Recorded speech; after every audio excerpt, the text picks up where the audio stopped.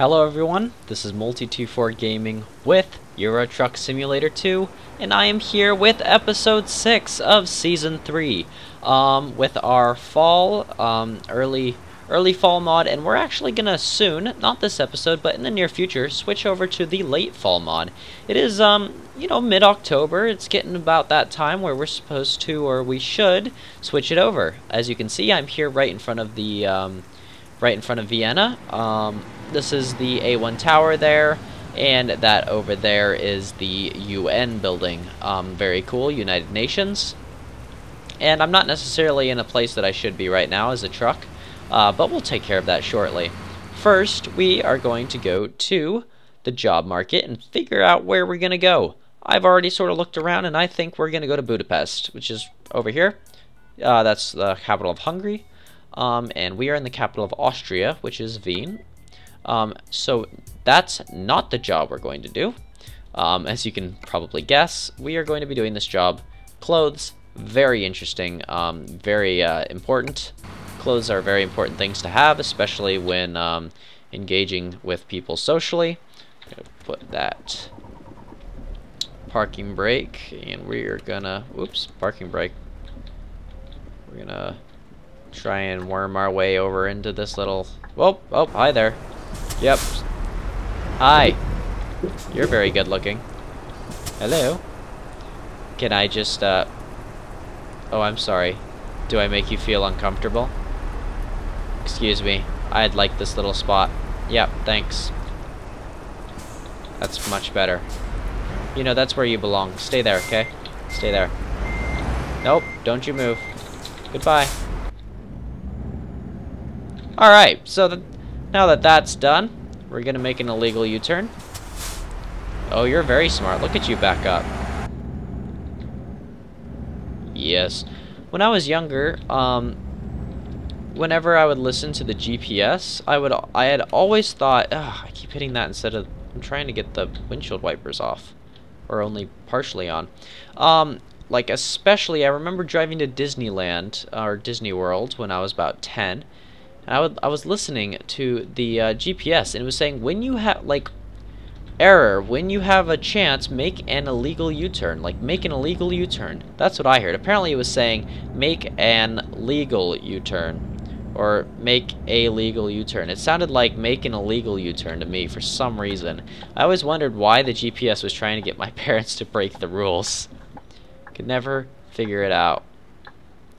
So, to my poor friend Demetrius, who watched my last video and didn't understand exactly why I called the bat Batty Demetrius Fredrickson. It's complicated, and that is a video I still have to edit. It's like an hour long, and I really am starting to dislike the editing software I have on my PC, which is Filmora Wondershare. It's actually driving me insane right now, so I'm going to get some help from my good friend Smoothie Plays. Subscribe to her. She's got about 1,000 subscribers and is increasing rapidly.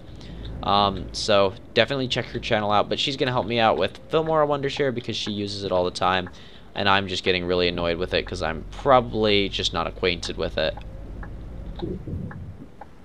Okay, we're going to get the really short one.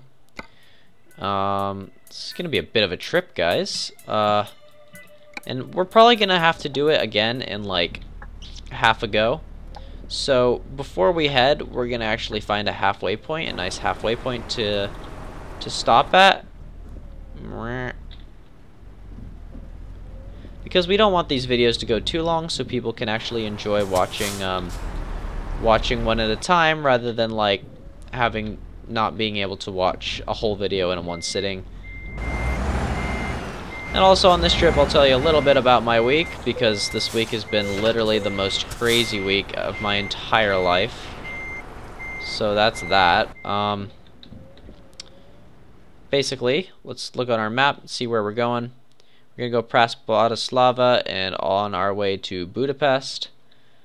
So, let's see. We don't really have that many options, and to be honest, it's not that far, but as you can see, Klagenfurt and Vorthensee, they're basically the same distance, and we did this one in half, each video being about 16 to 18 minutes. So I think that we can easily cut this one in half as well. I guess we'll have to pull over right here. That's not very convenient, but because that'll make for a really short video here. But maybe we can go sightseeing in Budapest for the second half of episode 7. We're gonna head now. Which gear are we in? We're in neutral. Good deal. Nah. Still haven't gotten used to this truck's gear ratios. And honestly, I'm just going to use that as my excuse until I finally... And, yeah, because I'm always going to screw up the gears. It's just the way it's going to be. Now, that's one thing. If any of you guys know how to use blinkers while in a... roundabout, please let me know. Because I really don't have any idea. Now, back to the subject of Batty Demetrius Fredriksson. I honestly... know for a fact that I didn't finish that little sort of conversation that I had with myself making a video for you guys over. I'm sorry, it still confuses me. Regardless, I didn't finish talking about it, and I have no idea where the subject changed. But for those of you who don't know, especially Demetrius, if you're watching this, basically, we had a convoy going on, and we started the convoy with 5 trucks, and about 10 minutes in, we realized we were missing missing one. Everyone's like, wait, didn't we have 5 trucks? We're like, yeah, what happened? And then we realized, Demetrius? Well, I did a roll call. I was like, geez, you here? He's like, yep. It's like, MMT? Yep. We had, Defender of Pi, you here? Yeah, I'm here. Like, okay. 1, 2, 3, 4. Limbo Jack, are you here? Yeah, yep, I'm here. Demetrius? Everybody starts laughing. He's gone. We didn't know where he went, and so he just disappeared. So I got a bat in my truck, and we named it Batty Demetrius Fredriksson, in it, as a memory. So yep, that's that for Batty Demetrius Fredriksson. That's why we have a bat named after Demetrius. All right. We're going a little slower than we have to at the current moment, so we are going to speed this truck up. And it's becoming morning. What time is it? I should be... Hey, watch yourself, car. Honestly, I just wanted a reason to use that horn. This one sounds cool, too. Listen. Meh, meh. I'm gonna go outside to hear it.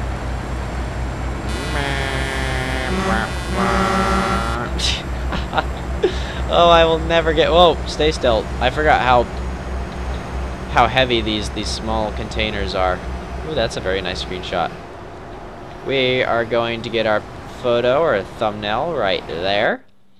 Or we're going to try. Like I said, I like to take my thumbnails while you guys are watching the video. And I say this every single time because really I don't have much to say while making the thumbnail.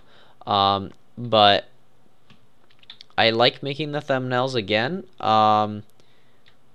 During the videos, so nobody yells at me for clickbait, because all of these are legit, actual, like, screenshots taken by me during the video.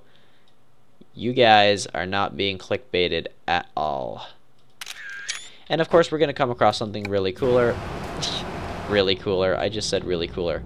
Much cooler, and so basically, we're gonna be doing it again. Of course, it's just the way it always ends up happening. Hey, no. Come back here. Come back here, you red car. Come back. No. There's 2 red cars and they both passed me. No. No, you don't. You little sucker.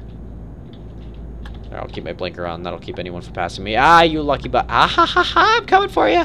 I'm coming for you. You, my... Ha, ha. You thought. You thought. You thought. You thought. You thought. You thought. Oh, sorry. Not really. Ah! Only if I crash. Ooh, that's a nice screenshot too. Whoa. That's nice. I might just take that straight from the video. I still have my blinker on. Okay. Okay, so we got our cruise control. We're gonna put it back up to 80. I'm gonna drop down a few gears. Try and get this truck going again. Come on, you got this. So, my week. I suppose I'll start talking about that a little bit. We're gonna go over here. I don't care if there's a person there. Yep, apparently there wasn't. That's a good thing. regardless, basically, my week went like this. So, Sunday, I got up early and was working on seminary, which is a early morning church class that I do. And it's really nice. A good start to the day, of course, but at the same time, it's still difficult to get up early to work on homework for something that's not school. And so I did that, and then I went to church, and I came home, and I had a biology quiz, which don't let them fool you. It's a test. It was basically a test. The next day, so I studied. I came home, and I really literally studied for hours. Like I studied big time for that, and I, the next day got up early and studied some more. And got a really good grade on it. I don't know what it is yet, but I know I nailed the test. Like, when you know, you know. And so, Monday night, I come home, and I have a math test the next day. And so, what do? I study until, like, 1 a.m. And I did that for math, and I woke up early again, and I studied, and I took the math test. And, my math situation's a little unique, as I learned basically nothing last year in Algebra 2 due to my class was a disaster. Let's just say the class average was a 53, and I brought that baby up with my C+. That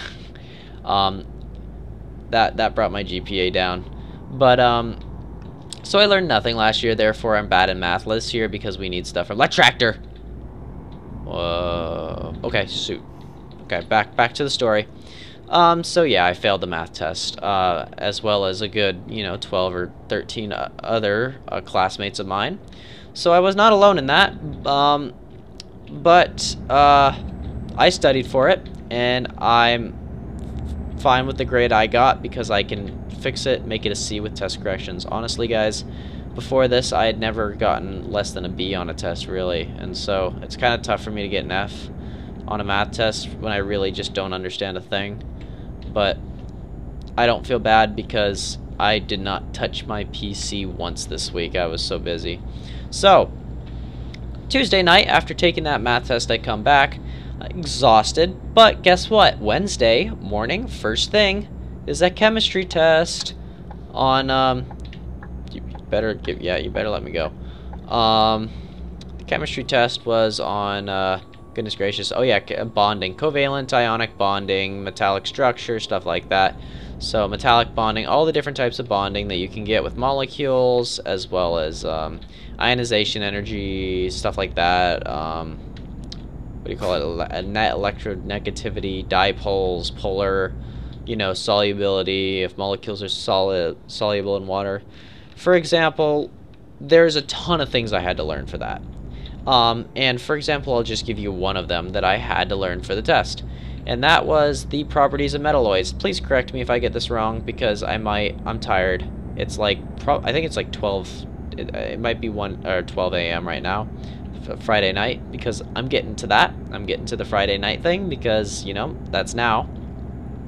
Anyway, for example, a metal is composed of cations floating in a sea of electrons, and these electrons are delocalized, therefore they don't have any set direction. They're non-directional, and basically the metals are malleable and ductile because they can slide across these valence electrons, the cations, and the bond is a metallic bond, which is the hi bus.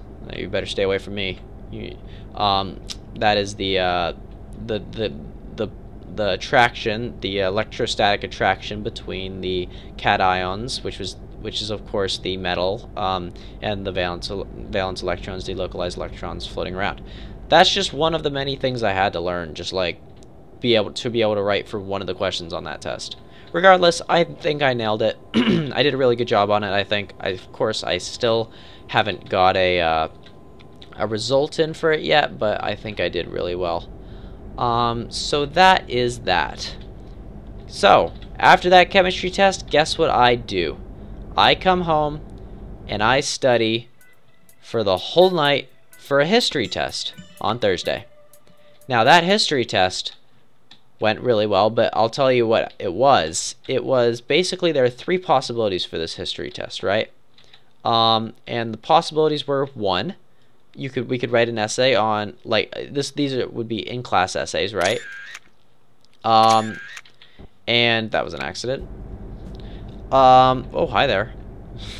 And basically the first one was, to what extent were the causes of World War I complex? Basically, just describe the causes of World War I in an in-class essay. It's difficult to write, and you know, oh, come on, really now? I was going 55 kilometers an hour.